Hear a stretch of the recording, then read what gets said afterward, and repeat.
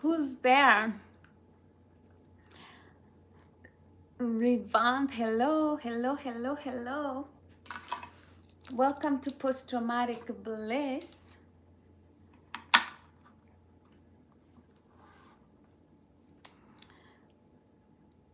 Hi, Pedro, Oliveira. Hi, Ben L. How's love? How is heavy? How are you doing? Welcome to Post Traumatic Bliss. Yeah, we talk about mental health. We talk about everything that's going on. The war, World War III, mental health. Everything, everything. Welcome to Post Traumatic Bliss.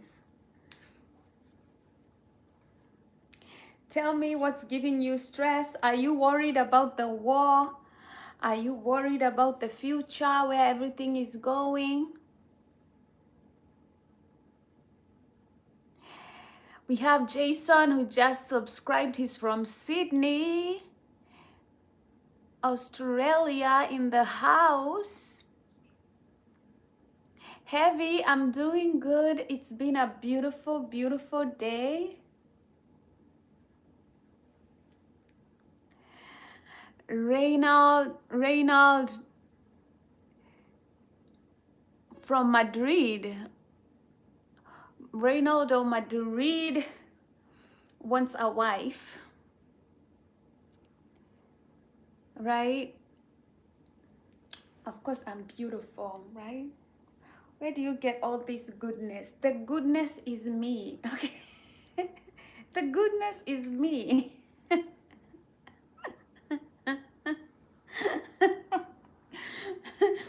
Love to see you guys on this channel.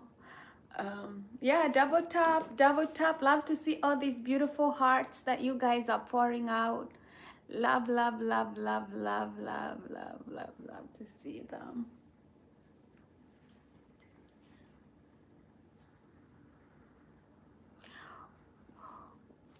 Do I dance? Of course I dance. I dance in the shower. I dance when I am just wanting to dance. I dance when I wake up.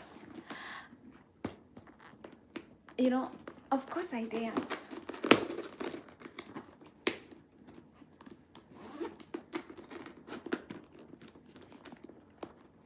Japanese grandfathers. You have a Japanese grandfather.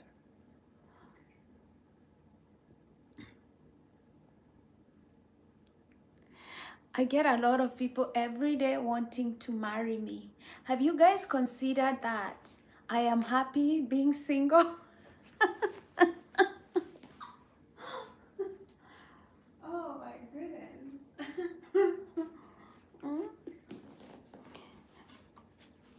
Have you guys considered that sometimes people are happy being single?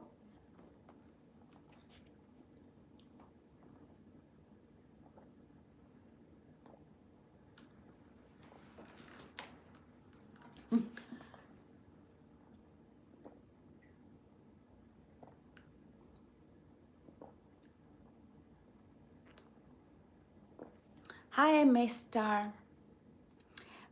Badger Bob, Mr. Amaricio from Brazil. Brazil in the house.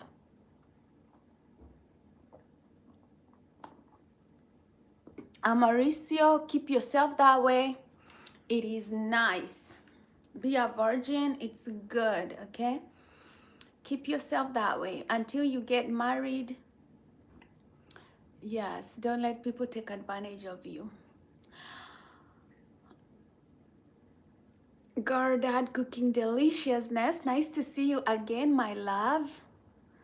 Nice to see you again. Hit that like button. Brazil in the house. I'm definitely not a virgin. Nobody asked you, but hey. It's like good to know.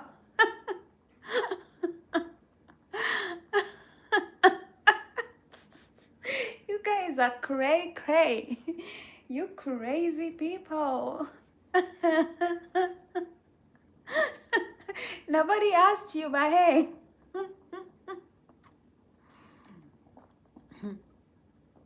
Are you guys not noticing my nails? I did my nails today. I cut my nails.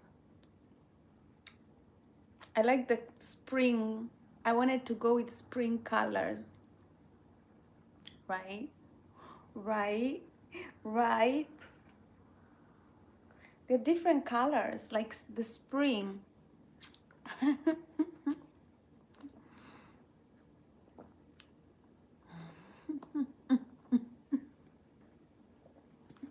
You noticed, and that's the problem.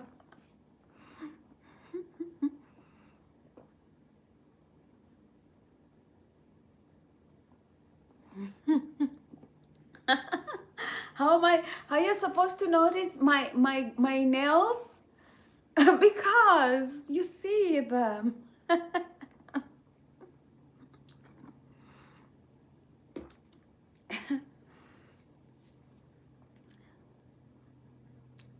Mafia Jaga.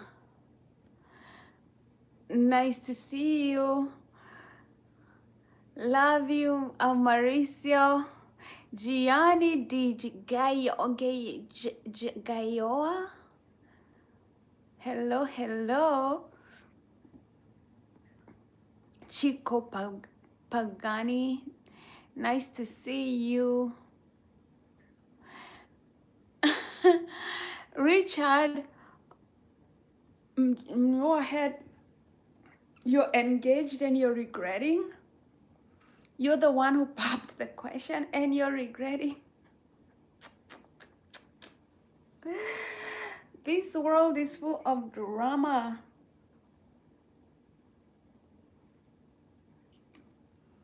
I could never be your mom, okay? I'm never your mom. I'm nobody's mother, okay? I could never be your mom.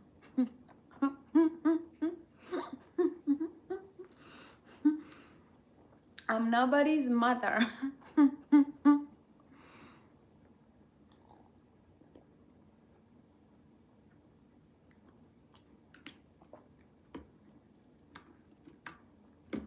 I could never be your mama. I'm not anybody's mama.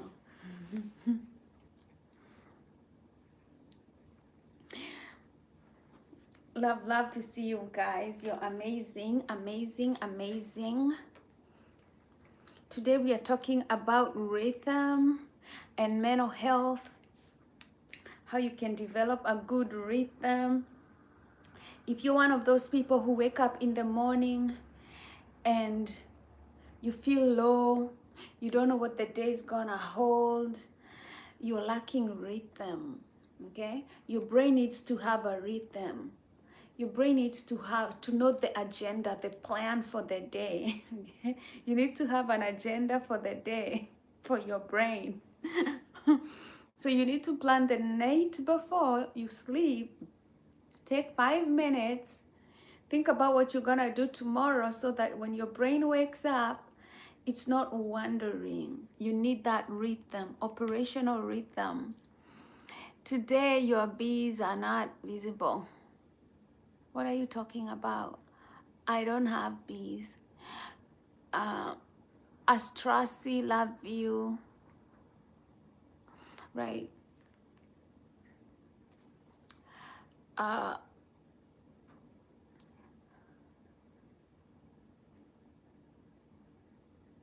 What's my guilty pleasure that I pretend it's not a guilty pleasure? I like eating dates. Okay, I love eating dates. I know they are sugar. Okay? And I know I should not especially eat them in the morning because they spike up your sugar. But if I have dates and they're in the house, someone's going to disappear and it's not me. Right. Talking about rhythm. Okay, Starcy. Starcy, tell me about it.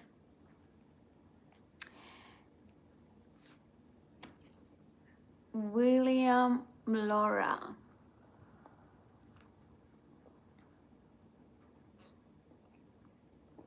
Love you guys too. Always welcome to this channel. Welcome to subscribe. Tell me, who do you want to win, Iran or the US? Who do you suppose is going to win? Who do you want to win? I know who I want to win this war, but I'm not gonna tell you. You can guess, and your guess will be right. Okay.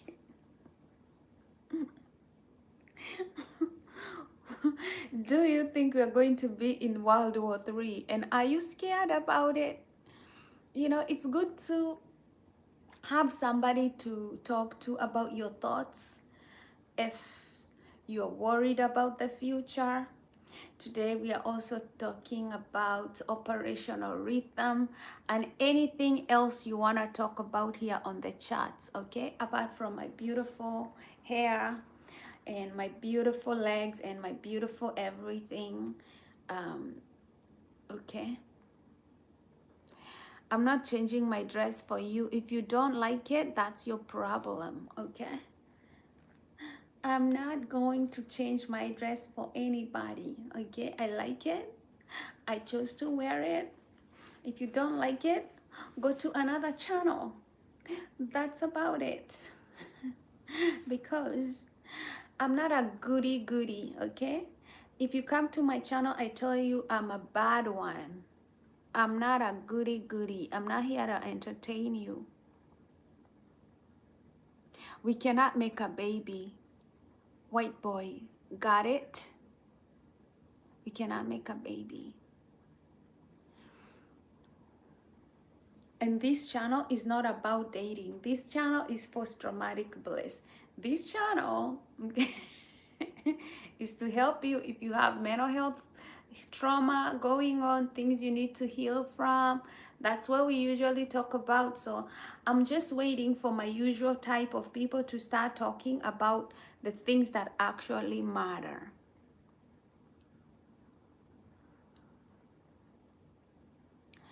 Yes, good. I don't entertain. I'm just yet to be present. I got all that. Okay. Do I have a boyfriend? Why do you care whether I have a boyfriend or not? I don't have one. And there's a reason why I don't have one.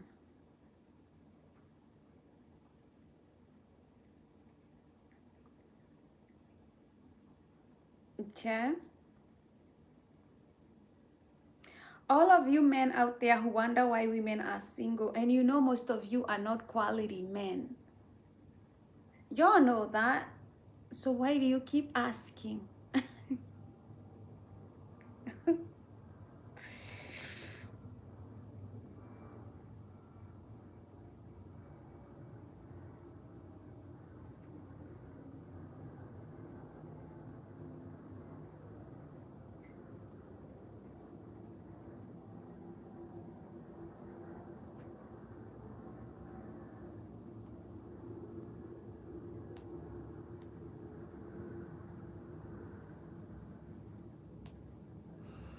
Don't change. I can scan through. You have a problem, trade, Vion. That problem is something else that I cannot deal with. Unless you want post-traumatic bliss coaching, then oh, my hair is wet. Then I can help you with coaching.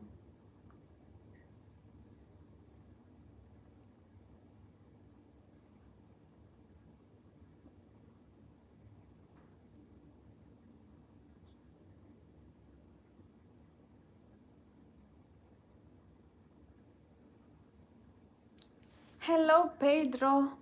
Hi, William. So today we are talking about rhythm, okay? Today we are talking about rhythm, and uh, I do have muscles. You notice? I do weights. I do weights. Yeah, today we are talking about rhythm, operational rhythm, okay? So, what when you want to succeed in life, right? You gotta have an operational rhythm. Your brain needs to have a rhythm. Like your brain needs to know when I wake up in the morning, the first thing I do is maybe meditation or exercise or take a cold shower or go for a run. Your brain needs to know what's the schedule, right? Whether you will do that, then read a book, then prepare to go to work, do your makeup. Like your brain needs consistency. It needs an operational rhythm. So what are we trying to train our brain? We are trying to train our brain three things, right? Things that are productive, that are going to give us money. Things that are productive, that are going to give us like good health or quality of life. And things that are useless, that we shouldn't be doing, right? If you're in a good channel like this one, you're learning about something, self-development, you're learning about mental health, about quality of time, you're getting coaching, that's a good way, like you're spending your time, right? But let's say you're just watching TV, you're watching the news, you're watching advertisements, right? That's a waste of your time. Like there's a difference, right? When you go read a book that's about your health, you're improving your life. When you're working, you're improving your life, right? So we kind of get the picture right now. Your brain needs to be in that operational rhythm where it knows that it is investing time into things that are building you up, right? Because what separates people from people who do well and people who don't do well in life is how they utilize their time. Okay? Time is the most precious resource. Can I give you a pearl necklace? Yes, you can give me a pearl necklace, but I don't know how you're going to give me a pearl necklace because I don't give out my address. I don't give out where I live. I just, so you are not going to give me a pearl necklace at the end of the day. So thank you for the offer. Shadow warrior, brain reset, interesting, right?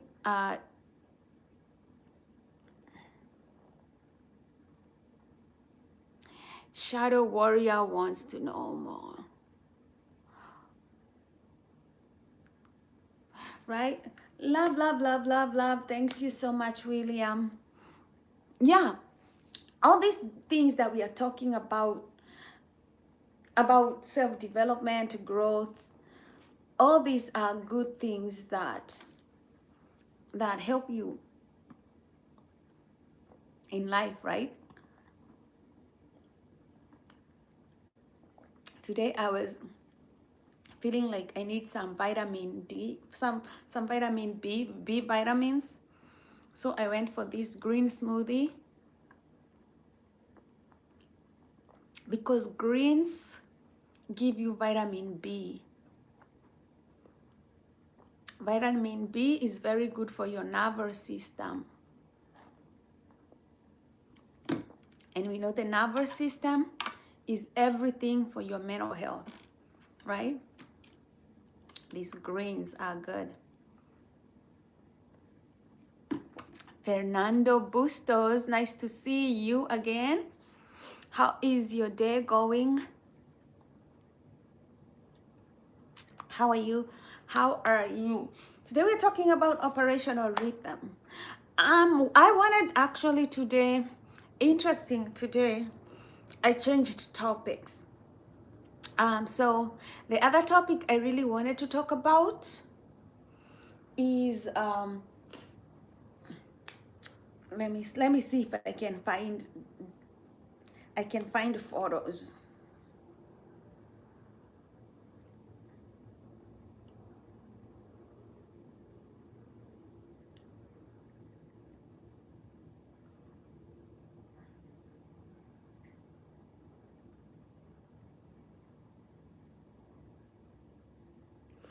Yeah, I wanted to talk about poop, okay? And and I know sometimes you go to the bathroom, you poop, and you're not thinking about like like what does my poop say about my health, right? A lot of people don't think that looking at their poop can tell them about their health and even about their mental health. Just looking at your poop, when you poop, you know, a lot of people just go, they flash, but they're not looking about what their poop is telling them. So today, I'm going to show you something about your poop, and this is poor medicine, okay? Poop comes like this, different types, different shapes, right? So let's first talk about this one, the separated small lumps here, right? These small lumps, right? If you go and you see separated small lumps of your poop like this, you know, they look like you know, the goat when it poops, it has like really small lumps like that. If you see that, okay, you need to drink water. You are very constipated. If you see small lumpy poops like that, it means you haven't been drinking water. You need to drink more water. And if you're not drinking water, you get foggy, you forget things, you get tired. Your mental state is not 100%, okay? So this one small thing, whether you are a parent or whether you are just doing it for yourself, if you see your kids poop is like these small little beads like that, go give your kid water, right? Become your own doctor, become your child's doctor. Like that can save your life, okay? If you see them, you can see them, you can see the small lumps, but they are together, like that means you're slightly constipated, not all the way constipated, but you know, there's something, right? So, and these are levels of constipation. If you see, like it is a sausage-like shape, right? Sausage-like shape, but there are cracks. Like there's a little bit of cracks. It's still, like there are cracks on the surface. Actually, I forgot about the cracks on the surface. It's healthy. This one, if you see like, if you see it like this, it's still healthy, right? But you probably need to drink water. Now, what you're looking for, a good smooth poop, right? You want a smooth poop like this. It's hard, right? But it is smooth. It means you have water. But what you want your poop to actually do when you poop and it's in the bowl, you want the poop to float, okay? You don't want it to sink in the bowl. You want it to float. And there's a reason why you want your poop to float. In our gut system, when we eat food, we don't have a machine there that is digesting our food. We have the bacteria, the gut flora and fauna that actually eats the food for us and digests the food for us. So you need a good dose of healthy bacteria to break down your food for you. And when you have a good dose of bacteria, guess what? When they are eating the food and breaking it down, they're putting a lot of air in the poop, right? They're putting a lot of air in the poop. So when it goes into the toilet bowl, it floats, right? And when you see poop floating, it tells you you have good microbiome, right? And when you have good microbiome speaks to your brain, right? There is a very big connection between your gut and your brain. So whenever there is good microbiome, it tells you that your brain is good, that you're protected from things like memory loss, Alzheimer's. It tells you that, right? So what you want a sausage-like, a very sausage-like poop, and the one that floats, right? The one that floats. It tells you that you have good microbiome. Okay. Now, obviously, sometimes poop can become very watery. You know, like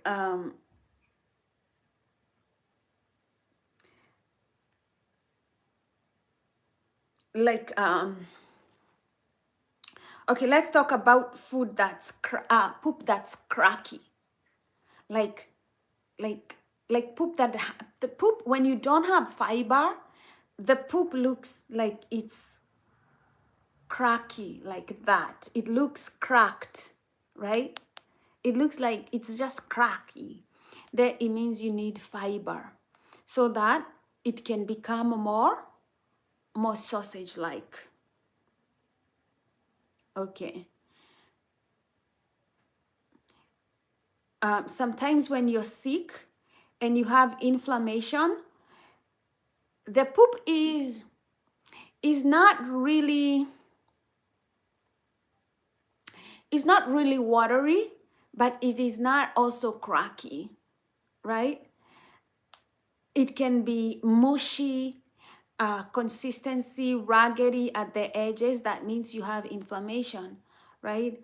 And then when you have like liquid, there is no solid pieces, then you have inflammation, and then you have diarrhea. That one you know very quickly. There's something's up.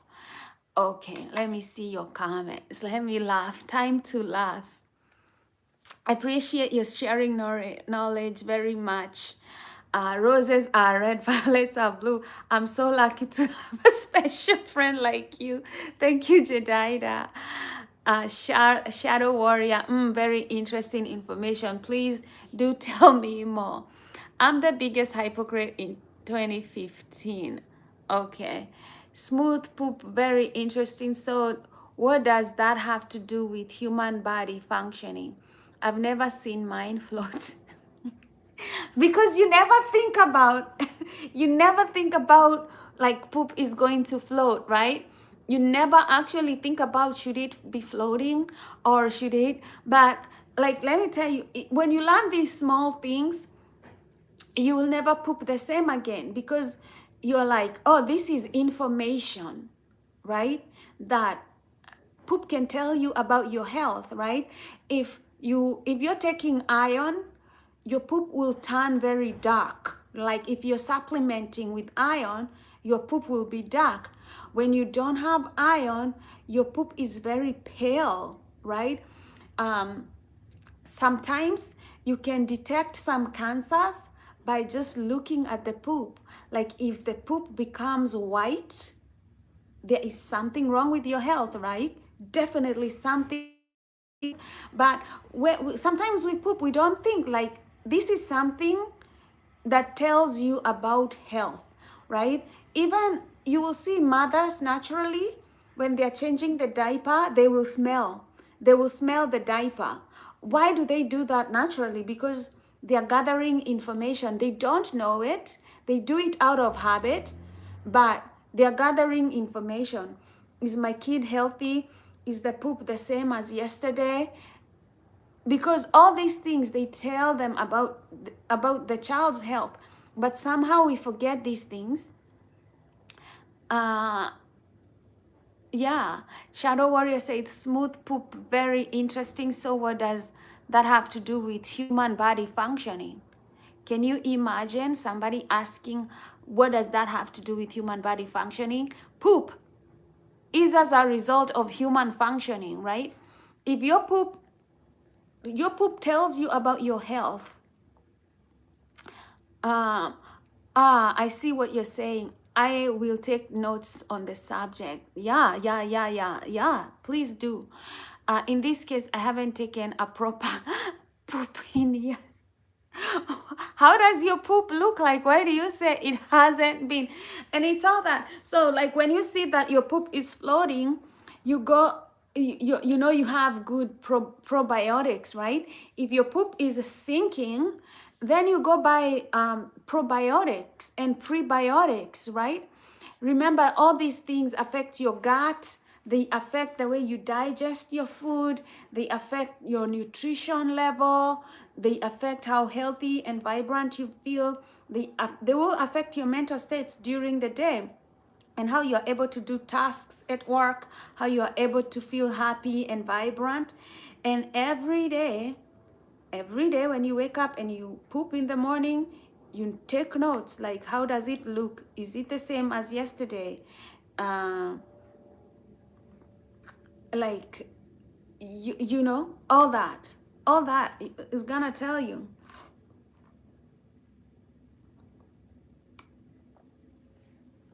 Everything can tell you about your health, but you can study your poop every day.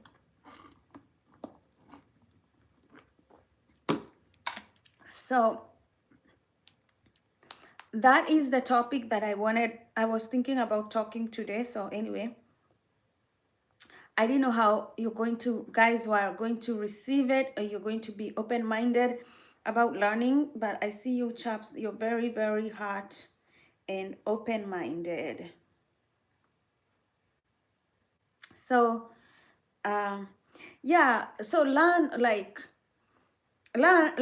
when to know your poop. When you have constipation, there'll be those very hard bead like, they look like small, like beads, bead like, they look like beads, right? When you see beads in your poop, then you know you need water, right? If you see ones that look like potatoes, just small like potatoes ones, that means you're lacking fiber, okay? Because now it's like you're lacking the fiber. When you see the fluffy mushy ones, raggedy, mild diarrhea, right? Inflammation. And then you know diarrhea, right? You know full-blown diarrhea. But hey, the gold standard is the sausage-like ones, right? That floats. When you eat that, when you eat that, it's a home run. Okay? Gut health is the key, is very key to your mental health, right? How you need, for you to have good gut health, you need to understand the flora and fauna, that you need a stable gut, right? So we always talk about eating the rainbow, eating 5 different colored rainbow. Okay, now that I have, actually my nails are very helpful today. We say about eating different colors of fruits and veggies every day, 5 different ones. So if you eat 5 different fruits and veggies every day, like have different colors, in a week you may have eaten around 30, right? The different colored fruits and veggies, they all have different, they all give you different microbiome, okay? They give you different flora and fauna, which you need diversity of flora and fauna in your gut. And that is what gives you a healthy gut. Shadow warrior, are we together?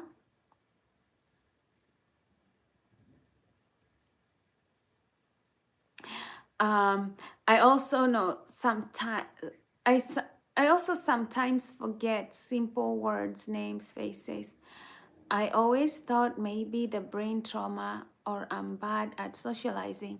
Honestly, is something that you probably did not think it as important to remember people's faces and people's names, or you're overwhelmed, or you know, sometimes you don't make an exercise to remember somebody's name. Sometimes when I repeat somebody's name, when they tell me and I repeat it in a sentence like, hey, shadow, or not by chance. Like if I say, like when we are talking and somebody says, oh, my name is Jack,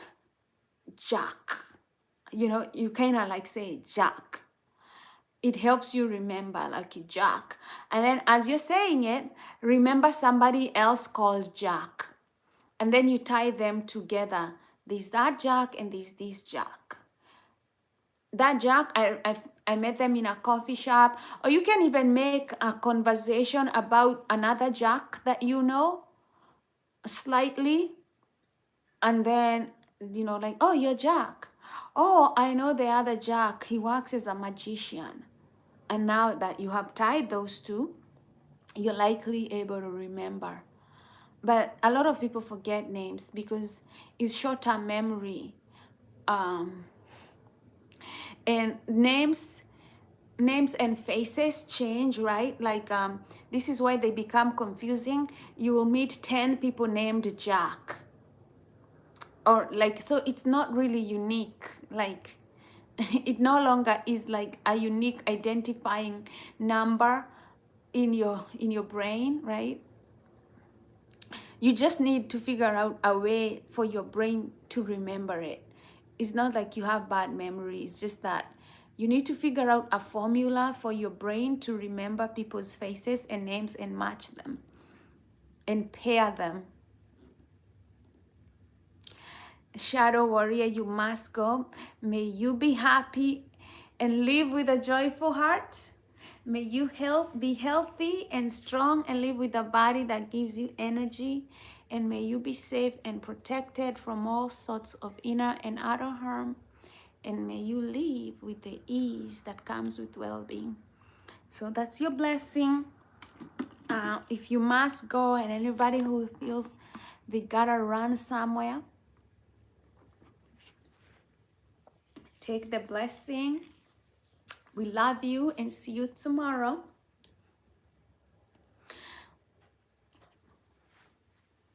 Yes, yes. So yeah, tell us today, right?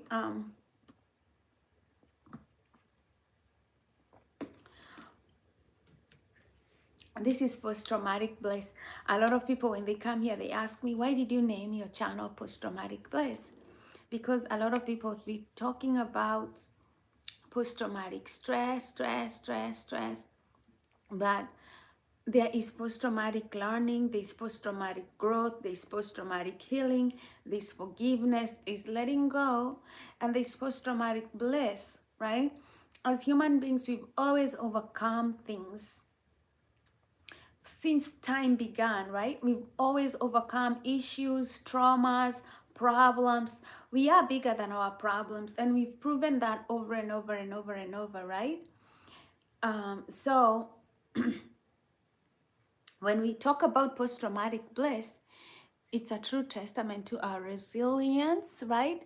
Jerry Weston, 4097. Welcome, welcome to post-traumatic bliss. We love to see you here. Contribute to the topic as much as you can. There's a lot going on in the world. There's a lot of things.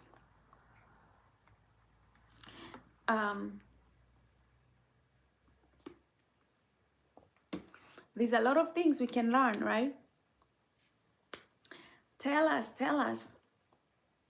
What do you think about life right now? Your emotional health?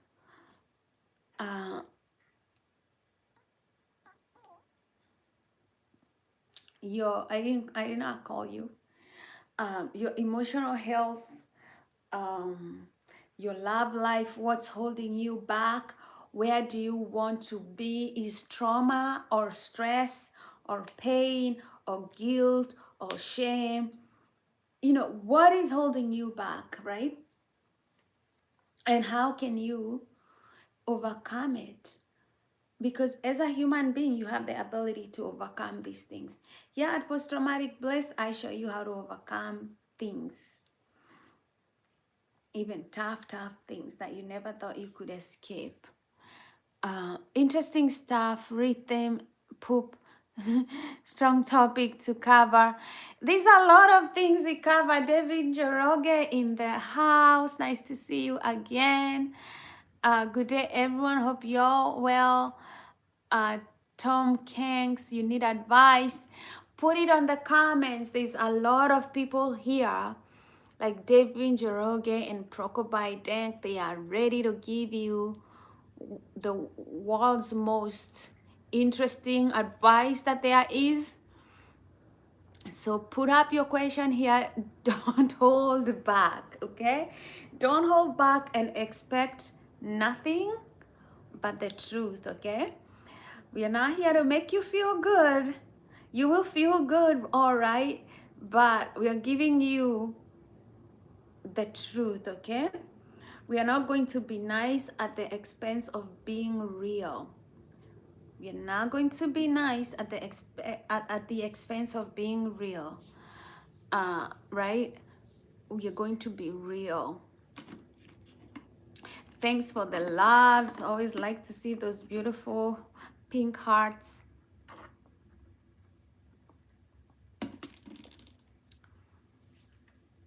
Love, love, love, love to see you.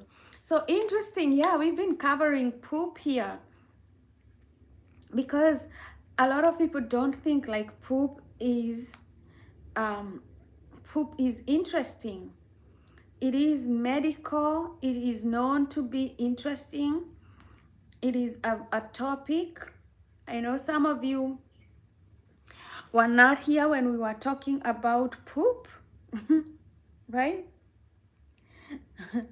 But your poop can come in different shapes, okay? It can either be very, very beads-like, right? That tells you need water, right? It can also have small little beads, right? You still need water, right? But we want poop looking like a sausage. We want poop floating. Okay? Okay? We want poop looking like a sausage. We want poop floating. Okay? If poop looks like this, like it looks like some potatoes, you know, it's still like poop, but it looks like it's cut. It's still like decent sizes, but like cut sizes. It means you lack fiber, right? So get fiber. You can buy fiber on Sprouts and you put it in your water when you're drinking, right? If poop starts to look more watery, like water, there's something wrong, you know, there's something wrong. You ate something that is not good. You have inflammation. If poop looks like water, there's something bad, like oopsie, you're right. So you gotta know, right?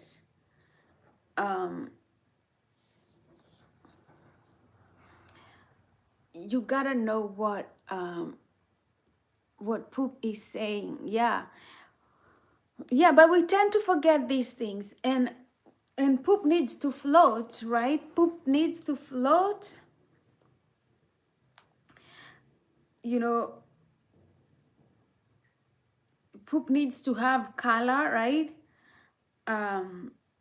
If you don't want your poop very white, right, or red, bleeding, you know,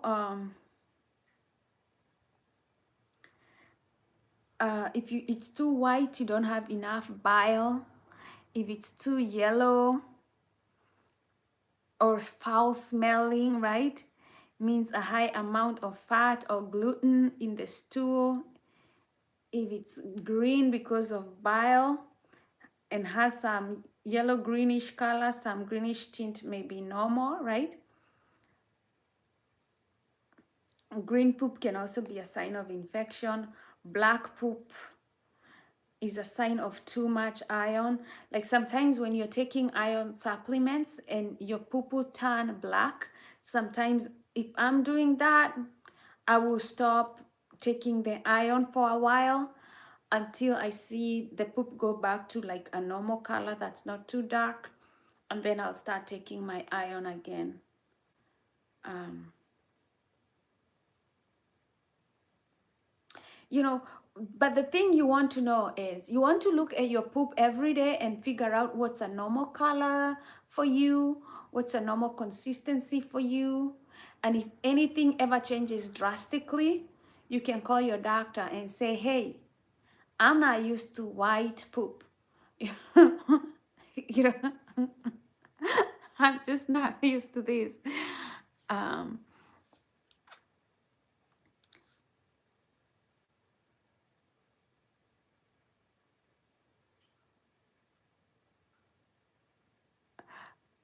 and then um, everyone's saying saving themselves, making a break for it. They'd rather be in a war zone or something.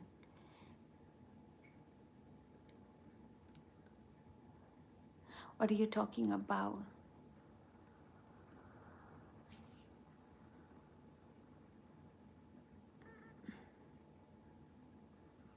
What are we talking about here, not by chance? At Crocodunk, you mean alcohol? What are you talking about? There is a drink that makes shit glitter.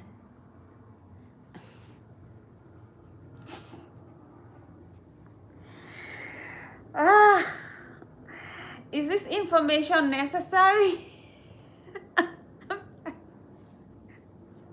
I don't really care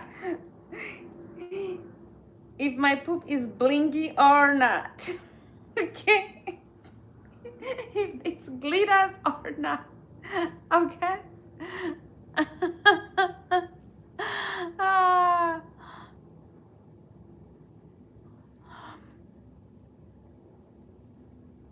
Oh, you were talking about.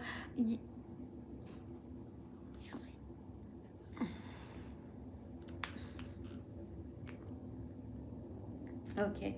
An interesting comment I heard in a song by Whitney about poop. She said, you think you know everything, and you think that your shit don't stink. Well, it do, yeah. And when it comes to me, you don't have a clue. What you expecting me to beg? Well, I'm not, I'm done. So when you leave, just lock the door up behind you. 'Cause lately, I'm feeling kinda taller than you. I'm feeling kinda better than you. I'm kinda feeling taller than you. Anyway, it's about, that song is about somebody who's trying to make her feel like she is less than who she is, and she decides to dump them, and she tells them like, oh, you think you know everything, and you think that your shit don't stink. Well, it do.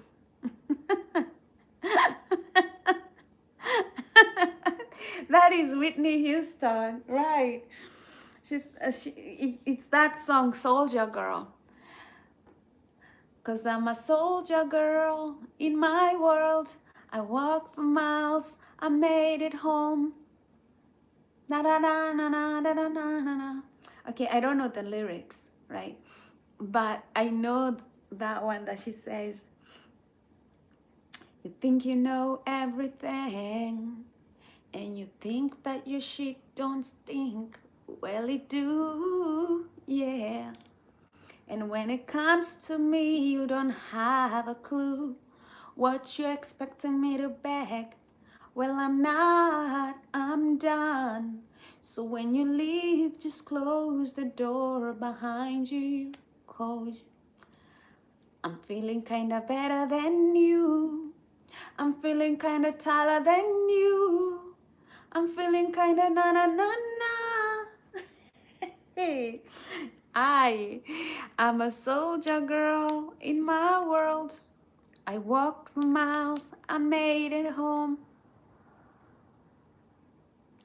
And now I'm about to say to you, let me see that song. Soldier Girl.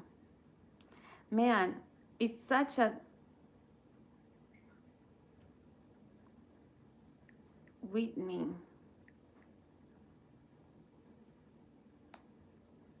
Let me see the full lyrics. You think you know everything? See, you think that your shit don't stink? Well, it do. Yeah, and when it comes to me, you don't have a clue. It took me all these years to realize that you don't belong here.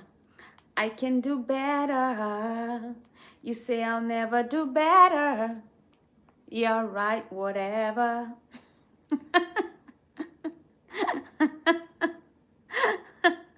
I paused my Mongolian death metal background music.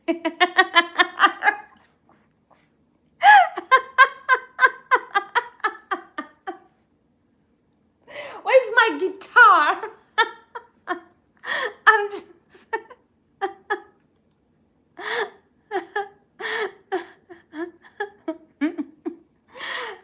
You wanna pause your Mongolian background music to listen to me? Okay, I'm gonna grab my guitar for you.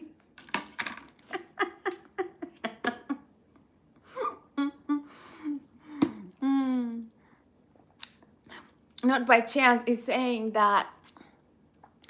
I'm just saying, Monica, I'm surrounded by a lot of recklessness when I react. I'm the problem. In this world right now, we are being gaslighted. You know, that if I say I support Iran, okay, people will think I'm the problem, okay? I support Iran. They have all the right to defend themselves. It's international law, okay? We have international law, we have rules. They were following the rules. They were not attacking anybody. They were not anybody's problem, okay? The US and Israel decided, fuck the law, fuck the rules. We are going to bring chaos. We are going to take out your president. Okay, he may not be the best president. People hated his guts, okay? But according to international law, right, they should not have done it because Iran has a right for self-determination and all that shit. But if I say that, you're not patriotic, you're blah, blah, blah, and I cannot deal with this, okay? We got laws. We are civilized people. That's how we live, by laws, by the code of ethics, everything that we have decided to follow, shit, okay?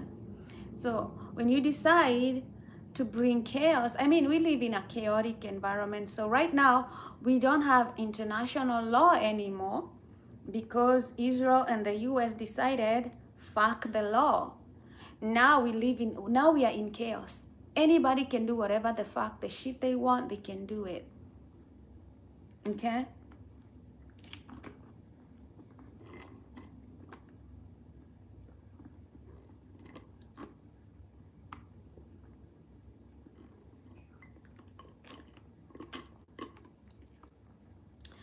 If you like Trump, you would not like my channel.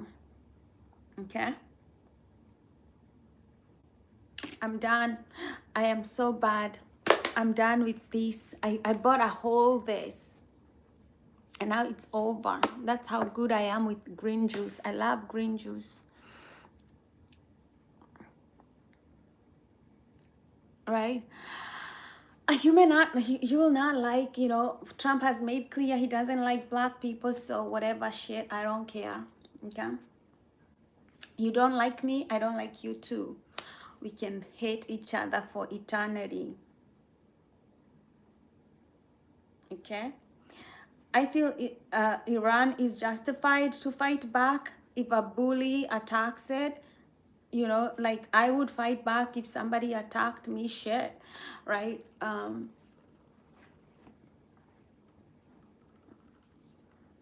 but it's a war, right? It's a war. I don't know who's gonna win. I don't know, if Trump and America succeeds and takes over a new government, creates a new government in Iran, right? Then the West unites and they probably maintain the balance of power in the Western Hemisphere, because now they're very worried that China will take over, because there's sort of like a balance of power.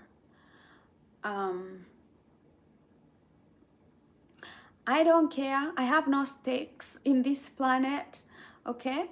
Me, I'm a visitor on this planet on my way to heaven, okay? You guys, you can fight on the material world. You can fight for oil, you can fight for gas, you can fight for all that shit. I don't care, okay? I'm here to enjoy the drama, and when my time is up, I'll be out of here, right? I don't have any stakes here on this planet, okay?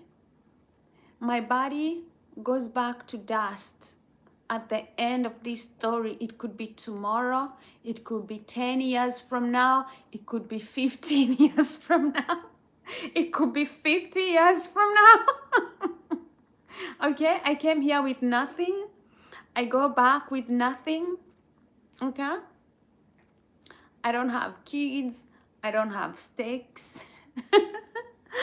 It's just me. I'm here one time and then I'm gone the next. And it's over. Okay? And the Bible says, blessed are the humble, they are going to inherit the earth. Okay, so there is no fighting needed. If the earth is just going to be inherited by the humble, just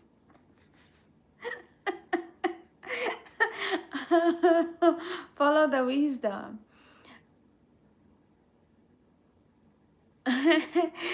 Oh, Raj Deb says, am I a camera? Because I smile every time I see you. Oh, thank you so much.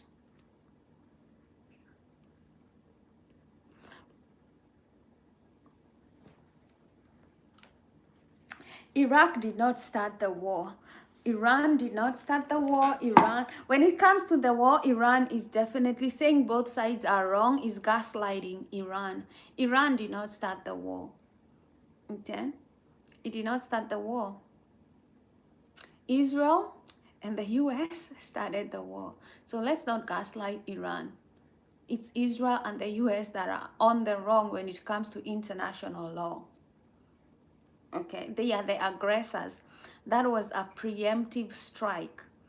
Okay, let's not be cuckoo about like who is in the wrong. Nobody is there. Obviously it's Israel and Iraq. It's Israel and the US.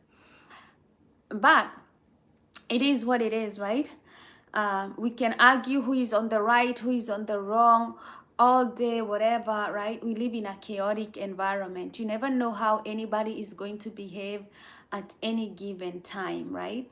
Somebody can attack you out of nowhere. If you've never been attacked out of nowhere by somebody who is extremely mad, you're lucky, okay? Schools get attacked by weird people all the time. You see there's a gunman at school and he starts shooting everybody out of like, I'm mad, okay? Or you go to the club and somebody doesn't like whether you're gay or whatever, they come with a gun, they start shooting you up. Do not need no reason to shoot you. We live in a chaotic world. That is chaos, right?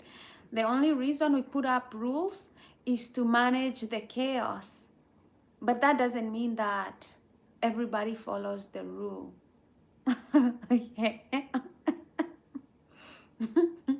Doesn't mean everybody will follow the rules. So shit, that's the world we live in pure chaos. And so what I care about here at Post-Traumatic Bliss is that it is not affecting your mental health. That everything that is happening here in the world, who's fighting who, whether who's wrong, who's whatever, I don't care, it's happening, is that it doesn't affect your mental health. That you still don't get trapped into survival mode, that you still wake up every day and you do the things that you're supposed to do, and that you plan for the future like you're supposed to do. You live in balance, you live in homeostasis, you don't give in to the chaos, you don't give in to the chaos, right? Because we never succeed that way. We never succeed by bending to chaos. We rise above it, right? We rise above it. So don't let it, stop you from doing things. You wanna get married, go get married, have children, plan your life. Okay? Don't say, oh, there's a war going on, I will not live my life. No, go out there, live your life. Start a business. Start your business. Go to school if you want to go to school. Ignore the chaos. Do not get caught up in the chaos. Marry, have children, be happy, live life to the fullest. Live life to the fullest. Okay? Avoid drama. Don't get drafted into war. Okay? Don't get drafted into war. Don't go fight for nobody. Marry, get children, raise your family, and stay away from war.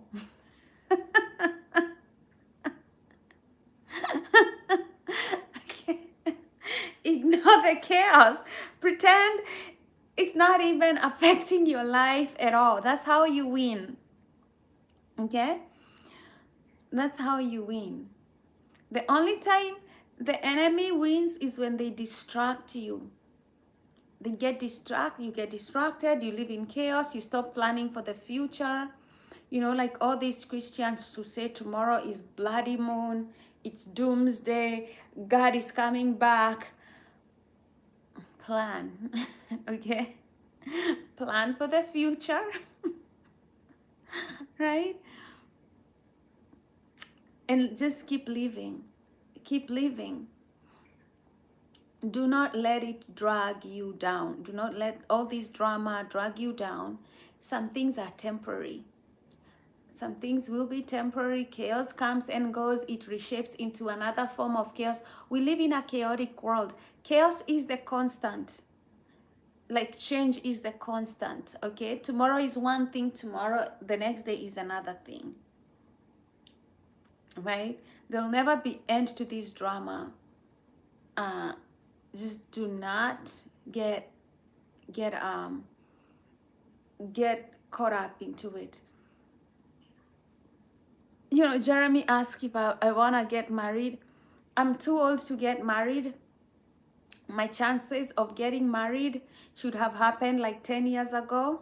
So right now, I am just building a coaching business. That's my long-term goals. I'm a woman on a mission to bring mental health to the world, okay? This is my baby. This is what I'm married to. Okay?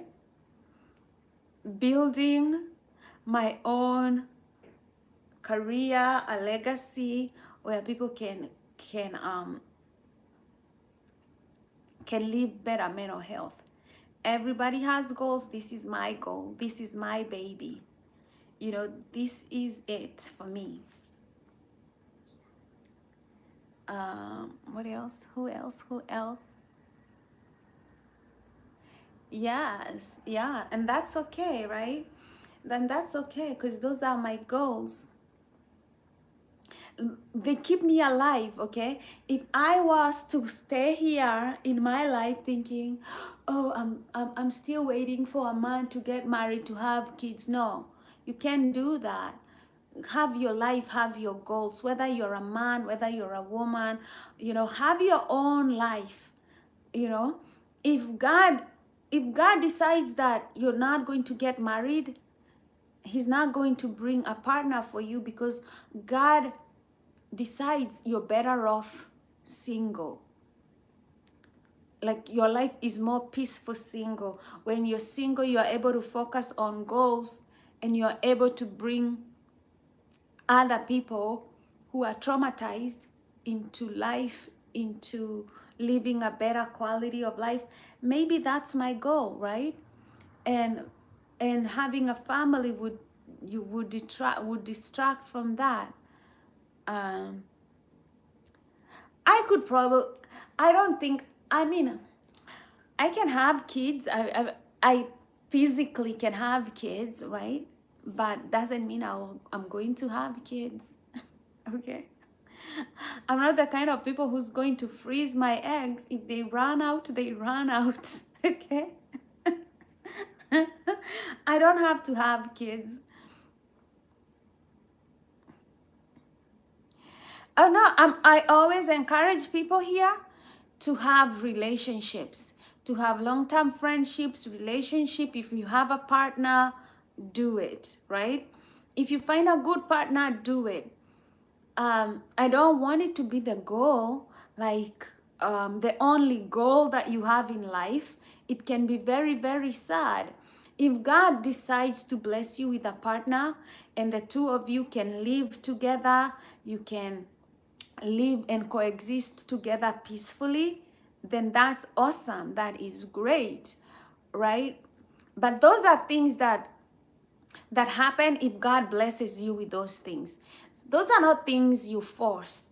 I've seen a lot of people try to force relationships that don't happen for them, okay?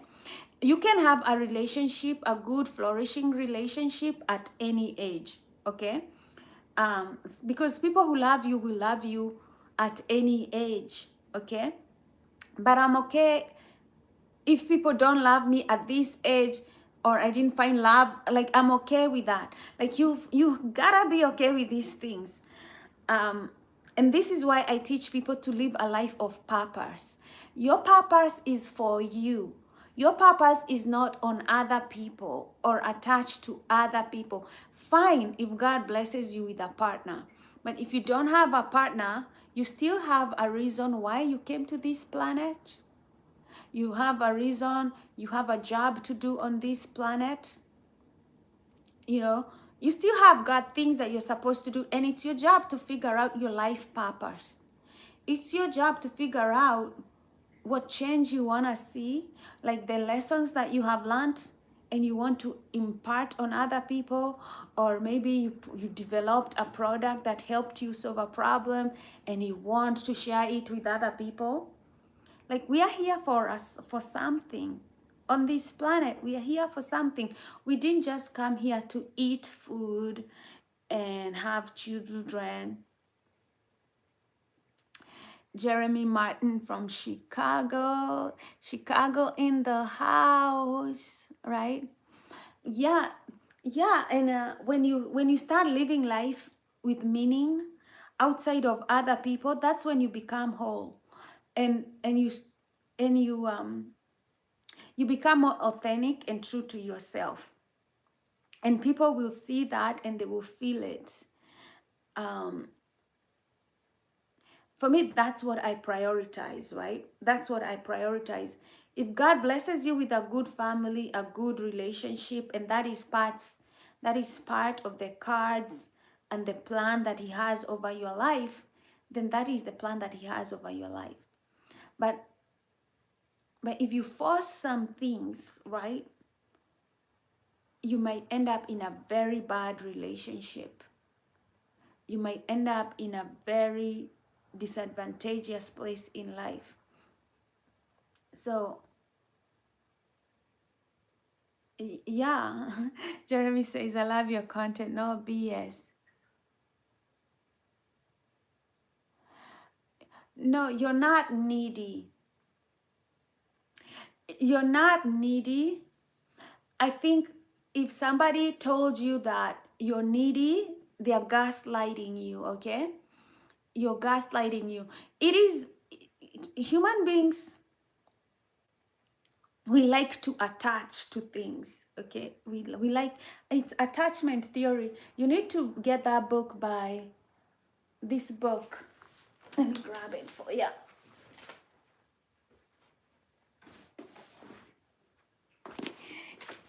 You need to get this book Attached by Amir Levin, right?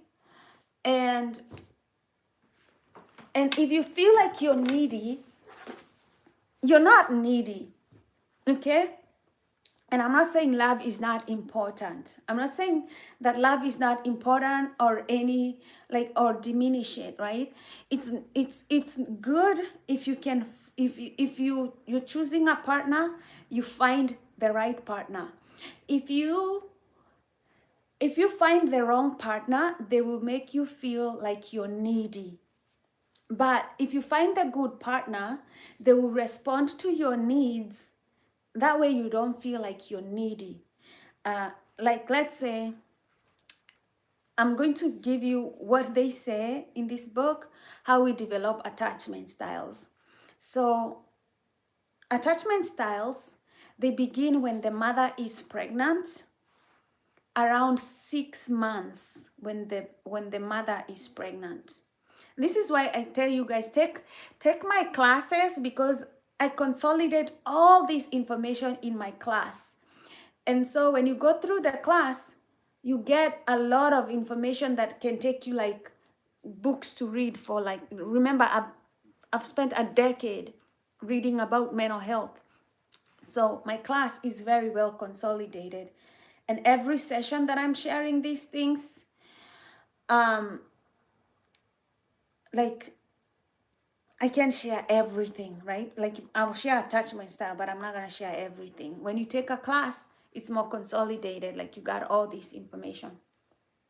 So let's talk about attachment style and why you are not needy. So 6 months to 2 years, we develop an attachment style that affects us for the rest of our lives. Okay, you can change your attachment style, but I'll show you how to change your attachment style. So at 6 months, a woman is pregnant, right? The baby is in heaven, basically, because the baby doesn't have to worry about whether they are warm or cold, whether they are hungry or not, because the mother is doing all that for the baby. They don't care if they need to poop, they'll need to poop in the mother's body. If they need to eat, it will happen automatically for them. If they need to sleep, right there, they don't worry about being too cold or too hot. They're in that paradise, Goldilocks. They are good, right? And at 6 months, that's when their nervous system starts coming more alive, and they're just they're just there, right? But obviously they become too big to live in a woman's body, and they have to get out of there. And this is when attachment styles become very, very important. Stay with me. Let me first see what's going on in the chat. Don't go nowhere. Proco say, comfort is nice. I am happy with a woman that invokes that feeling. Greetings from Northeast Ohio. Richard in the house. Lovely, intelligent, astute, amazing. Stella, online friend, nice to see you. Jeremy, I want to come to one of your classes, Queen, for real, for real, for real, for real, for real. So, okay, so now the baby is born, right? The baby, you're out in the universe. It all now depends on your caregivers. The people giving you care, they will now determine a lot about your attachment style when you're born. Okay, so let's say the baby has this wonderful caregiver that knows that my baby sleeps for 2 hours, they will wake up, they will need to feed, and then I will change their diaper, then they will go to sleep. They'll sleep for 4 hours. So I better be there ready to make sure that they are warm and they don't need anything. Most of those babies, they don't even cry much because they have a very attentive caregiver. They'll be like, and then they stop. They fake cry because their needs are met. They really don't have to cry that much because this caregiver is on time. Like, they know Even before the baby wakes up, they know there's clock, they're there. So the baby feels very secure. The baby never has to worry about their needs not being met, right? But let's say you have a distracted mother, they have to go to work, or they have to leave you with another babysitter that doesn't care for you, or you know, things are not quite as the baby might expect. So sometimes they will cry for 30 minutes, nobody is there. Oh, and then the caregiver will come.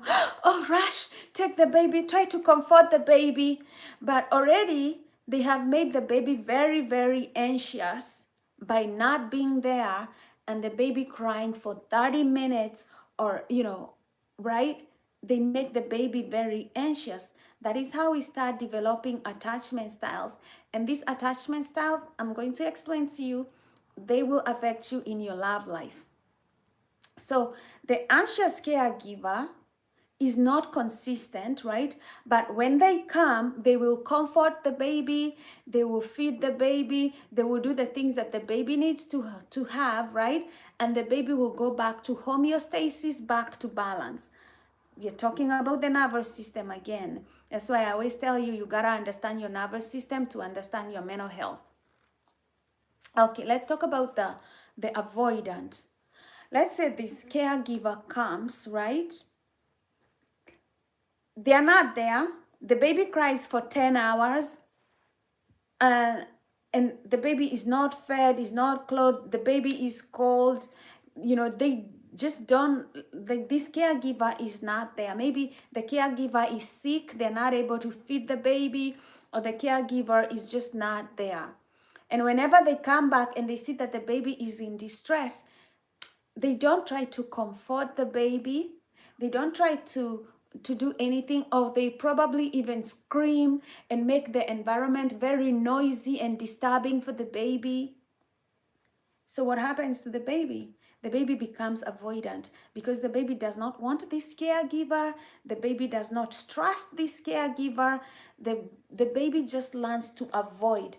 Now, does the baby still need a caregiver? Yes. But will the baby go for the caregiver?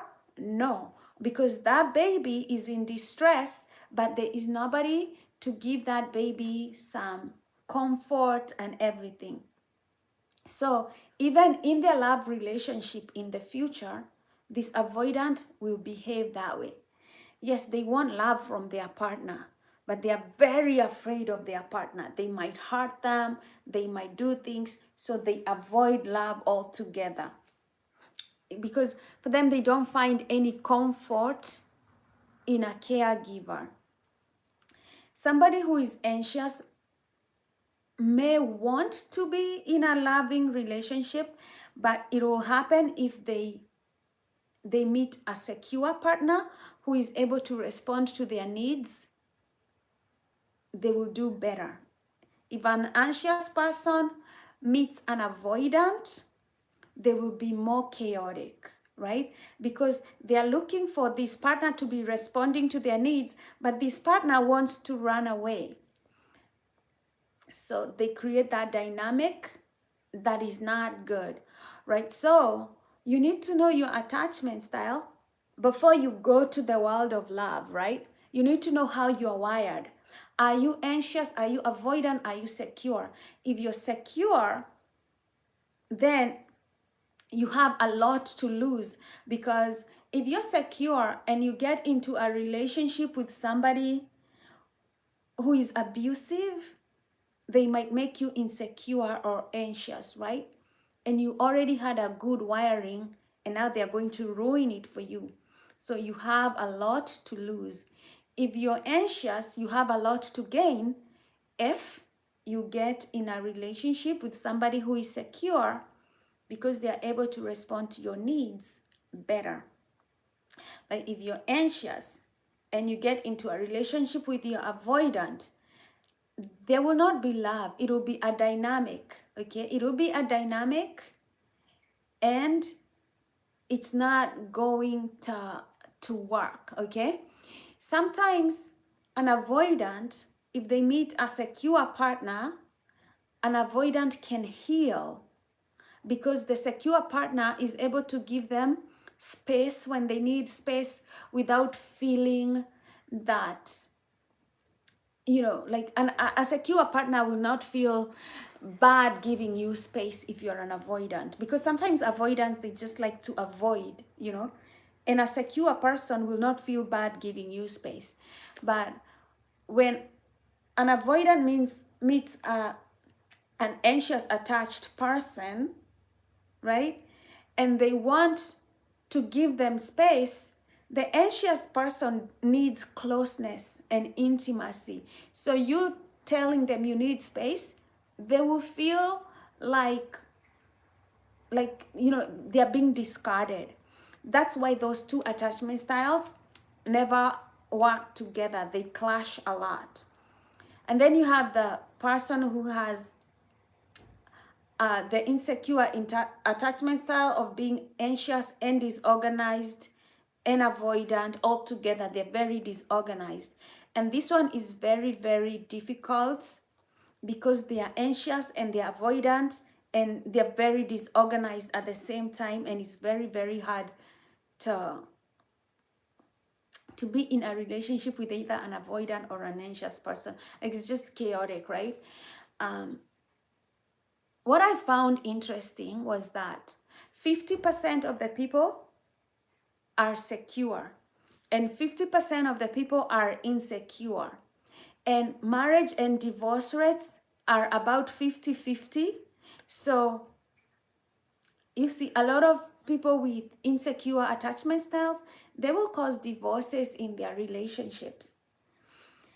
So you gotta know first how your nervous system is wired and the kind of partner that can work for you, because some of you will not be in love relationship, you will be in a dynamic that can be push and pull and even make it worse, right? Absolute abusive is an attachment style. No, I didn't say abusive is an attachment style. I said avoidant, I said anxious, I said secure, and I said disorganized. Okay?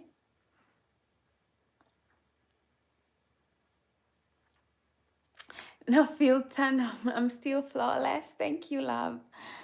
Oh, please tell me more about anxious style.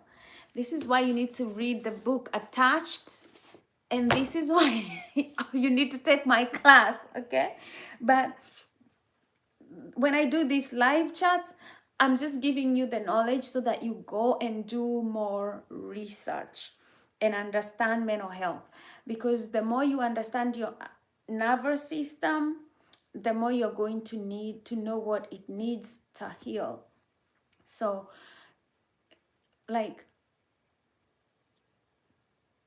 if you're attached, right? So they used to do these studies with parents. They would bring kids in a room with their parents, and these kids would be like, I think 18 months old. They'll bring kids with their parents around 18 months in a room, and the kids would stay with their parents, and then their parents would leave, like they would leave the room. And you can tell a kid's attachment style when the kid leaves the room. Most secure kids, when the mom leaves the room, they are not disturbed, okay? They're not disturbed that the caregiver left. They will understand the parent has left, but they will, immediately the parent leaves, they will start looking for other people to play with or other toys to play with. They will start interacting very well, right? Because they know that the parent usually goes and comes back. So they're not disturbed that the mother will come back, or the parent or the caregiver. They're very secure. And when the mother comes, they're very happy to see them and reunite with the parents. Kids with attachment style, they feel very disturbed when the caregiver goes because they don't know whether this caregiver is going to come back. So they cry and cry and cry. And then after some time, they will stop crying and they'll start playing with the other caregiver. And when the mom comes, they'll be a little bit upset still that they left. And then after some time, they will slowly be happy to see the mom because that's their attachment style. Kids with avoidant attachment style, they didn't care one way. They seemed not, I'm not saying that they didn't care. They didn't seem to care either way or another, whether the parent came or the parent left, because the parent did not have that huge emotional impact in helping them distress. It doesn't mean that these kids were not distressed or they did not need a partner or they did not need their caregiver or love or whatever. They were still very anxious, but they knew that they could not get any affection from their caregiver. Hence, they did not react one way or the other when the caregiver left the room or came back. So, I mean, you can go back to your childhood and think about when your parents left. Did you ever feel anxious that they will forget about you? Or were you okay when they came or left, whatever? Or were you like, you don't give a fuck? Like those things. My bedtime, baby girl, enjoy your day. Be safe, be strong, be warm. Night, night, Richard. Sweetest dreams. Yeah, just learned something new and interesting about mental health and relationships. David Joroge. Awesome, awesome. This is why we do these things, to help people kind of understand their nervous system, their wiring. Remember, like my coaching is very nervous system oriented, like very nervous system centered, because at the end of the day, I like people to have a scientific understanding about their health, about their mental well-being, without all this mambo jumbo about endless personal development, without really knowing like the basics about personal development. If the basics of personal development does not involve understanding your nervous system, your childhood, the way your brain works, the way you're wired, how you can change your wiring, it might be very hard to even make meaningful progress without, you know, without on and off, on and off, on and off, getting confused, on and off. A lot of people will even go to people who do palm reading, who read tarot cards, very meaningless shit, right? Because they're trying to get answers. And you need to understand your body and all these things in your nervous system. They're affecting your relationships, and you have no idea that something like an attachment theory can affect how you find and keep love, right? And understanding your attachment style can really help you find and keep love without having to blame yourself, right? So you're not being needy. We need that love, but if you grew up with a caregiver that wasn't giving you that love or wasn't attentive to your needs, they kind of make you feel guilty, right? Like somehow there's something wrong with you for needing love, right? We all need love. We all would benefit from affection and care, right?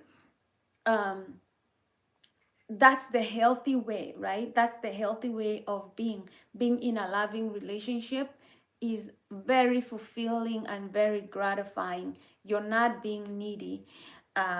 If you're being made to feel needy, you're in a relationship where your needs are simply not being met.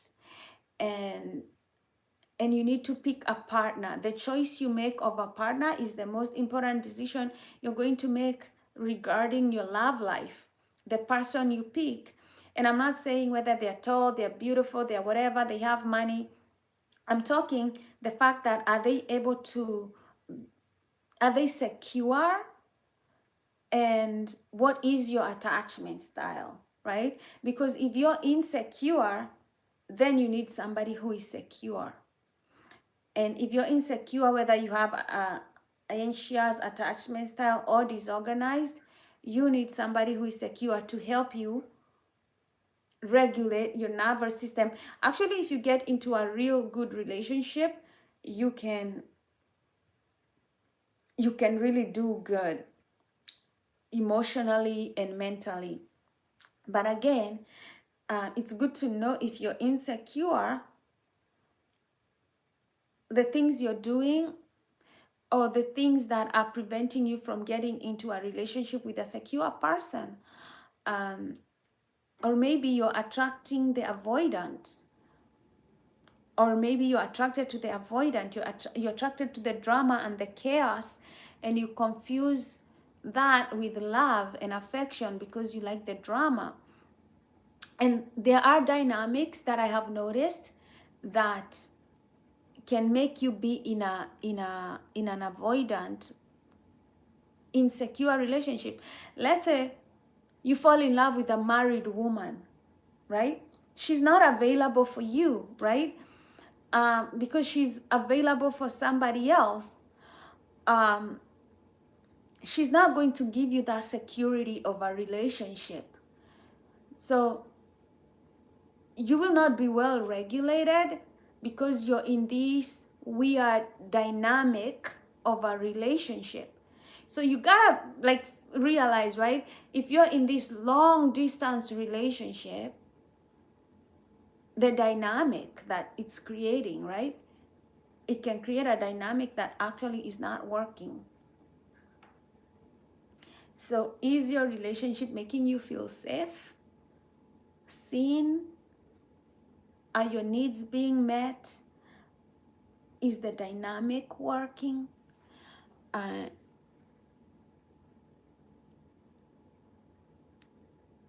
In my childhood, not a care in the world, but it's different today.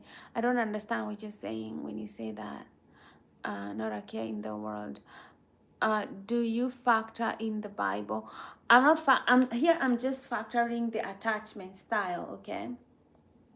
It's the best predictor of whether you're going to be in a relationship or not, okay? The Bible tells you to love your neighbor as you love yourself, right? The Bible does not give you any advice on child development. It tells you love, right?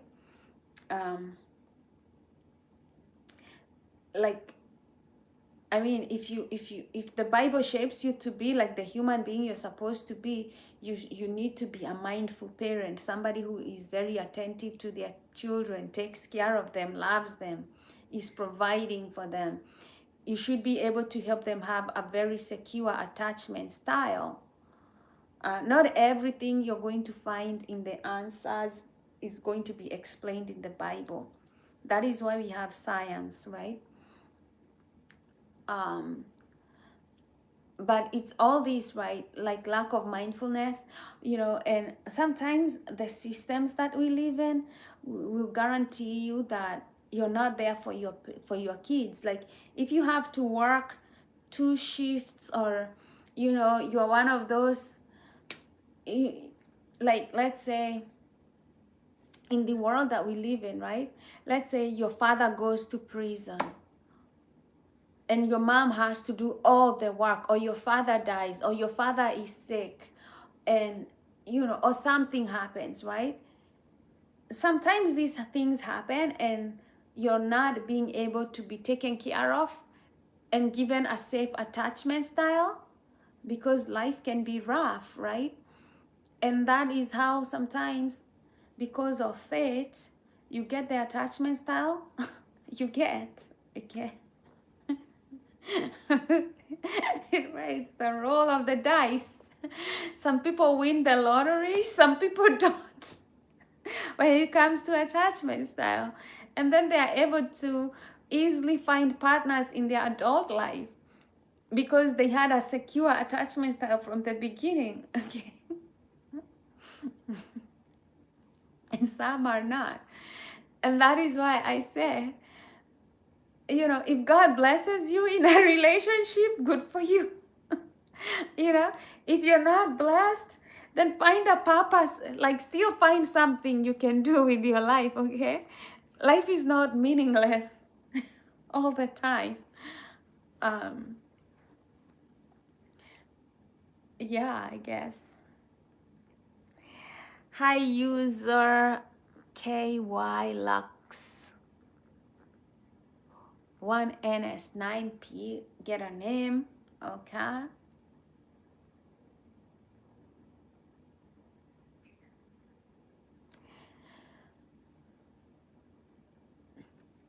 In my classes, I usually say, like, it's good to be led by the humility that comes with the Bible, instead of saying that you know everything. Like, as much as I like to read science and understand things from a scientific, logical point of view, which I think is necessary, you just can't be a believer who doesn't use their left side of the brain, like no logical at all, like, as much as there is that, right? I also believe in living with wisdom, um, and the humility of getting good advice, because it's better to kind of know other people who've lived life before me, and the guidance that they got about how to live their life, right? And they picked up good advice, if even if you're not scientific, um yeah, like even if you're not scientific, right? And I tell you, okay, don't sleep around, okay? Don't, like, use the Bible. The Bible tells you to be pure and holy. Don't go having sex with like a billion people. There's good reasons to that, right? Scientifically, science tells you that we get a lot of diseases from sex, right? So the more people you sleep with around, the more chances you might catch something, right? Scientifically, you understand that. But let's say there was no science and we didn't know this. Just reading the Bible and following it could save you a lot of diseases. Right? Just like being obedient, like kids who obey their parents, they have a better chance of surviving than kids who don't obey their parents, okay? Because if a parent tells you do not touch the hot stove, and you just take it for what it is and you don't touch the hot stove, then you never get to find out what it means to touch the hot stove, right? Then the kids who says, whatever, I'll touch anyway, and then they figure out, okay, I'll never do that again. And it might be too late, right? They could have lost a few fingers by the time they found out. I mean, that's how I see the Bible, right? You can get a lot of wisdom, a lot of good direction if you're humble about reading the Word of God, like it's God. I saw some people kayaking. They were doing this kayaking sport, right? And their coach was telling them, listen to me like I am God, okay? Because if you don't listen to me, you will not win this competition. So I want you to follow my instructions like I am God. I found it funny, but I mean, there is a reason why a human being needs to have like something that they respect, right? Okay, I respect authority from this book. Like, it's nice to have like that humility, like, because if you're only led by your ego doesn't know everything, and your ego needs humility. Our ego needs humility. And I think the way you heal the ego is to make it is to make it have something it respects at some point. Anxious, preoccupied attachment, that's me. Yeah, if you have an anxious attachment style, the best thing you can do, right, is to find somebody who has a secure attachment style. Don't get somebody else who has an insecure attachment style, whether they have anxious, avoidant, or just anxious. Try not to look for somebody who is anxious like you. Don't look for somebody who is avoidant, somebody who doesn't want to be affectionate. When you move closer to them, they run, because that's what the avoidant attachment style is. Grab this book, Attached by Emile Levin, and start your journey of learning about love. You stop hearts. Thank you. Thank you, love. It's not a good quality, but hey. The Bible isn't a book of rules. We're supposed to teach other about attachment style. And I thank God for you. The Bible isn't a book of rules. We are supposed to teach each other about attachment style. Yeah, I mean, it's a book of wisdom, right? I view it as like wisdom, like this deep wisdom. Because sometimes it has like this deep level of wisdom that sometimes I go like, what the hell? Like, you read the Bible and you go like, I never thought about this that way. Like, there's so many layers to God. There's so many layers of deep wisdom that as I get older, that's when my eyes open better and I understand the Word of God. And I think that's the reason why, they say that our prefrontal cortex, this third eye, doesn't really open up until we are in our 30s, that we begin. I think you need a good life experience to really start understanding life, right? You can really understand life in your early 20s or when you're a teenager, right? But when you start hitting your 30s, you've already accumulated good experience to start synthesizing the wisdom that comes with life experience, right? And I think that's when you start understanding in your 30s, like, hey, I have seen people die in their 20s. I have seen people get diseases in their 20s. I have seen people go the wrong way and do drugs in their 20s. And I have seen people fear the Word of God and get saved and escape that mess, right? And then you start seeing now the wisdom and you're like, oh, wait, there is a God, right? And He's like a father and He's trying to give you instructions, and you need to be obedient. Like, these instructions are God, right? They can save your life. They can save you from a lot of trouble. Before, I didn't used to see that, because I used to think like, these Christians are dumb. Like, people who believe in God are so dumb.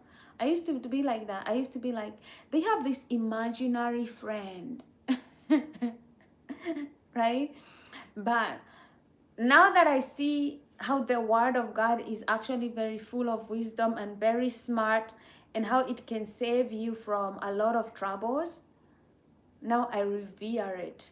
I respect it, right? I worship it, because I'm like, yeah, damn right. Damn right. Tell me what's more real than good instructions that can save your life. Like, like all that, right? That is why I say, yeah, don't be hasty Even the Bible doesn't like people who are hasty in important things, in important matters, right? Do not be hasty. Follow instructions, right? Do not be hasty. Follow instructions. A lot of us, we don't see the wisdom of waiting in relationships. You know, you don't want to wait for the right person. You want to have as much sex as you want with so many random people, right? You don't want to meet the right person. You don't want to take time to know people. You want to rush people into having sex with you, whatever. And then you're worried, like, why have I not met the right person? Why are relationship not? Because you're about taking, right? um or you're not about giving. The Bible talks about give and it'll come back to you, a good measure, pressed down, shaken together, and running over. But a lot of people are out there in relationships looking for what they should be given. Give me, I want this emptiness, right? That's why I when I talk about, like, fill that empty void you have with something. Be secure in yourself. Heal your attachment style if you're insecure, and attract love from a very secure place, because secure people know how to take care of one another, right? And that's how they develop those secure relationships. So you can heal your own attachment style if your attachment style is insecure. And when I mean insecure, I mean all the insecure attachment styles, like avoidant, anxious, and disorganized attachments. You can heal your own attachment style, and then when you feel secure within yourself, that you're very okay giving and receiving love without a lot of drama, then you can get a relationship that actually fulfills you. Rape culture is when? Why does the United States of America want to take firearms away from survivors of sexual abuse? Me too. Hashtag MASA. What is it's Massa? Okay. That is from Maeve Vassan. Expound on that. Yeah, but I have seen a lot of people who think that women should not speak up against rape culture and all that. I'm a big believer that we should hold criminals accountable for their actions. Abusing people should not be anything that we should accept. I think we should continue prosecuting. If I was to make the laws, okay, all pedophiles would die the same day, okay? If I was to make the law, you're a pedophile, in my books, you're good as like die, okay?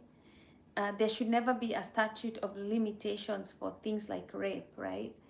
Or heinous crimes like the people who throw acid on people's faces.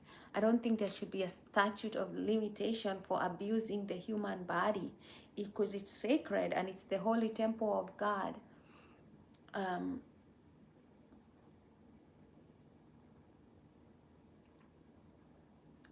Patience is hard to cultivate in the age of internet because they're triggering you. You have to understand the game of the internet, okay? The game of the internet is there is clickbait, okay? If I don't put something triggering, you will not want to click it, right? But if I go on, if I want to put a thumbnail on YouTube that says all men will die, all men are whatever, this is what you want to click on, right? Because it incites fear, it incites violence, it incites like low level human emotions. That's what people want to click. And because the people in the media, the news, they know that people like clicking on things that they are fearful about, like all this low level negative shit. That's what they display. And when they display that, right, that's why it's hard to be patient, because they want something that triggers you. You're being triggered on purpose on this internet, because if they know that if they want views, they want to trigger you. People are literally toying with your emotional health on the streets of the internet. They know exactly what they are doing. That is why I tell people, you have to take care of your nervous system. You have to be mindful of the energy you expose yourself to, because nobody in this time and age is going to protect your energy for you. You just gotta learn how to protect yourself, so you're not triggered into anger, into hating other people, and to, like, you'll be the person that they cannot trigger. Okay, they cannot make you hate somebody, because you are very self-determining. They cannot incite you into violence, into killing other people, into doing shit. They cannot trigger you, they cannot incite you, they cannot get into your head, they cannot get into your emotions, right? In this age of the internet, don't let people do that for you. But what if people are rushing you into these things? Nobody is rushing you into anything. Society is not rushing you into anything. You have the full agency, you have the full power and full determination. But if you choose to give your power away, you're the one deciding to give them your power. Nobody is forcing you to have children. Nobody is forcing you to get married. Nobody is forcing you to do anything, right? You are forcing yourself, right? You're the one who's getting triggered. Uh, right? Um, it is, they are doing it on purpose. The media, they know the way to get your attention is to trigger you, because they know that human beings are emotional. Human beings are not very rational. They first feel and then they think. Okay, so nobody's going to appeal to your logical side. They always appeal to your emotional side, because that's where they know that they are going to get a reaction from. Okay, and you will know that. You will know this because look at all the people, like people who getting a lot of views. They say a lot of nonsense. Okay, like Joe Rogan, right? Or the Diary of the CEO, right? um they will bring people, there will be no critical thinking at all. They don't force you to think, or see things in a deeper manner, because people don't want that. People want the hype, they want the excitement, and then they're done with that, they go to something else. it's just it's just the way. you know and so if you want more views, you don't usually even care whether you take a stand or something or whatever. You just go with the hype, you get the views, and then you move on to the next thing. That's what seems to work. That's what seems to give people money. That's why they're doing it.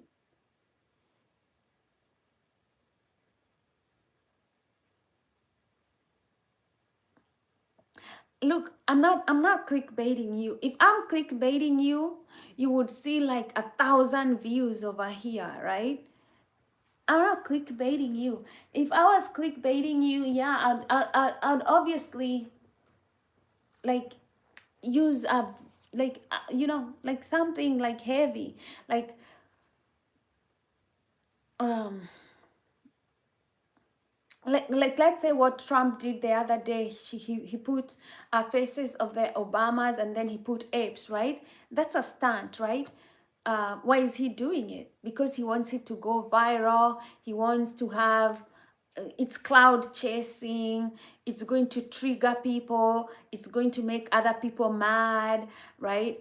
That is how it gets attention, right? There is no low levels. They cannot stoop, right, to make sure that that goes up, right? Whether they're going to use something extremely racist, something extremely, like they're going to go to the extremes, right? And Trump is very good at this kind of marketing tactics, and that's why they work. Fox News also good at it. Like they know to go to the other extreme and this other extreme to trigger people. They do it on purpose. Um,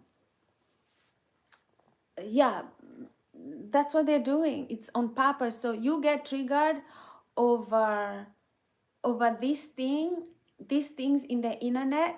Your mental health is going to be very triggered all the time. Okay, you're going to feel like you're neurotic, like there's something wrong. You didn't read my question right. uh,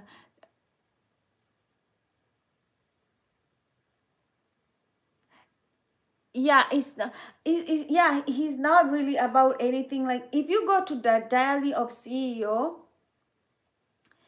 and you say a racist, misogynistic, whatever, anything, he's not going to correct you because you're the guest, right?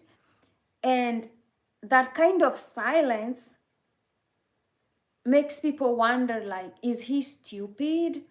Did he not catch that? Is he not critical thinking at all, right? Because for him, he doesn't care, right? He doesn't care. He's like, I'm here, I'm a businessman. I'm here for the likes and the following and the making money. I'm not here to really help you think about whether these things people are saying are right or wrong. For him, he's like, I'll be here, be the airhead and let you talk. I'm the guest. Like, and people can say the most misogynistic things, he'll stay quiet. People can say racist things in the show, he'll stay quiet. And in a way, staying quiet is kind of validating these kind of positions, but that's his strategy. He invites you to come to see this discussion, and then you're like, okay, he just said that. Are you going to say something to your guest? Nope. Um,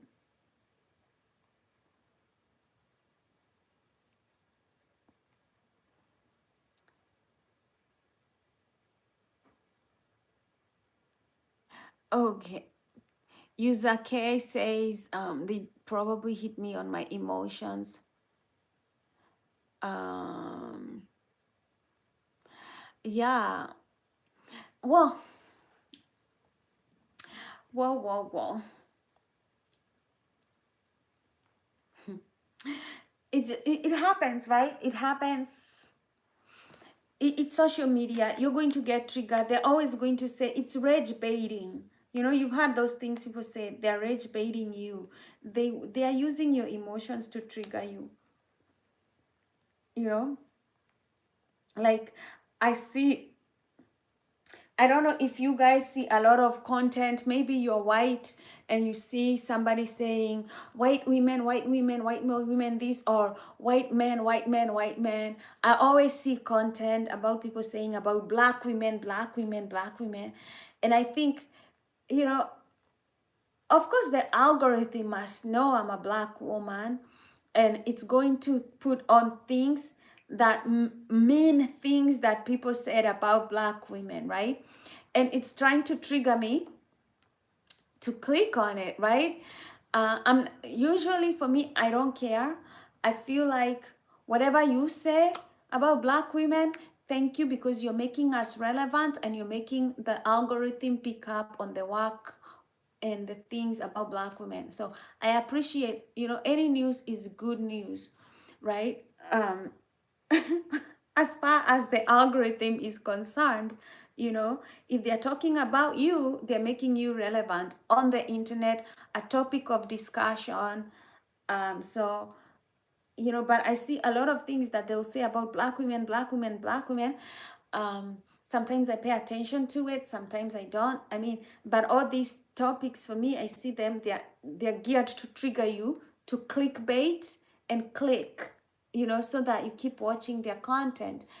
But I'm not triggered by things like, if you said something negative about black women, I'm not gonna watch it, because I understand mental health, right? And I understand I'm being clickbaited. So I'm not gonna watch it. I'm going to click do not recommend this channel. Okay? I don't wanna listen to this shit because I'm protecting my mind. You just gotta know that you're still above this. You're still above this. You're the one who can decide, like, you don't want somebody's channel to be recommended to you. You can still decide that you don't want to listen to them, like, do not suggest this video. You're still in control of your mental health.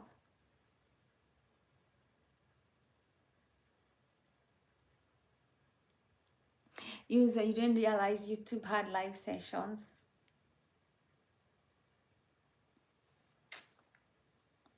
It's a new world. It's a new world. Today I started late.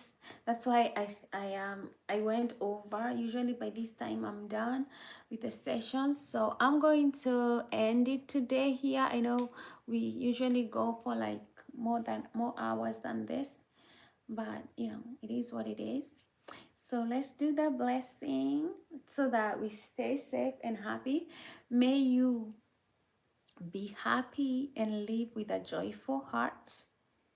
May you be healthy and strong and live with a body that gives you energy. And may you be safe and protected from all sorts of inner and outer harm. And may you live with the ease that comes with well-being. I love you. God loves you. Remember, you're unique. You're like a snowflake. There's no copy like you that will ever happen on this planet, on this universe. From the beginning of time to the end of time, there will never be anybody like you. That is why you're special. That's why it's a gift to us that you're here. And I'm very, very honored that of all places that you could have gone, you chose to come to this channel and hang out with me. And I am feeling very honored, and I love you and God loves you. And yeah, keep coming to my channel. Let's keep growing together. You never know, we might hit 90 and we still be friends, right? Bye. Bye, Proco. Bye, not by chance. And I love you and God loves you. And user K, love to see you again. All right. Bye, my love.